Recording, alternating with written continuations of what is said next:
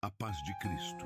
Isso que fizeram com os homens que crucificaram Jesus, eles pensavam que estavam no controle, mas não conseguiram se livrar das consequências.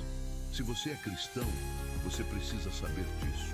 Muitos estavam envolvidos na condenação de Jesus, mas dois nomes estavam por trás de tudo desde o início: Anás e Caifás. Eles pensavam que tinham o controle absoluto da situação, mas não puderam fugir das consequências de suas escolhas.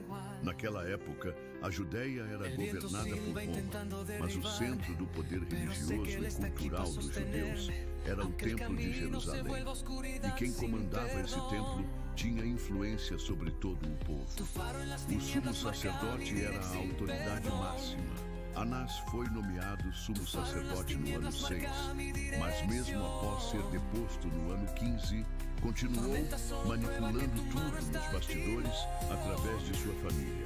Seu genro, José Caifás, assumiu o cargo no ano 18 e permaneceu no poder até 36 depois de Cristo. Foi justamente nesse período que o ministério de Jesus aconteceu. Mas à medida que Jesus ganhava seguidores e desmascarava a hipocrisia dos líderes religiosos, ele se tornava a maior ameaça contra seu poder. Então eles tomaram uma decisão cruel. Jesus precisava ser eliminado a qualquer custo. A prova está no Evangelho de João, capítulo 11, versículos 49 e 50. Quando Caifás declarou: "Vocês não sabem nada. Não percebem que é melhor para vocês que morra um só homem pelo povo e que não pereça toda a nação com um olhar frio e uma." Voz firme, Caifás sentenciou: Jesus precisa morrer. Mal sabia ele que essa decisão selaria o próprio destino. A partir desse momento, o plano diabólico começou a ser executado. Eles compraram Judas Iscariotes para trair Jesus. Eles manipularam o Sinédrio para condená-lo sem provas. E quando Jesus foi levado a Pilatos, distorceram os fatos para convencer os romanos a crucificá-lo. Mas Pilatos hesitou.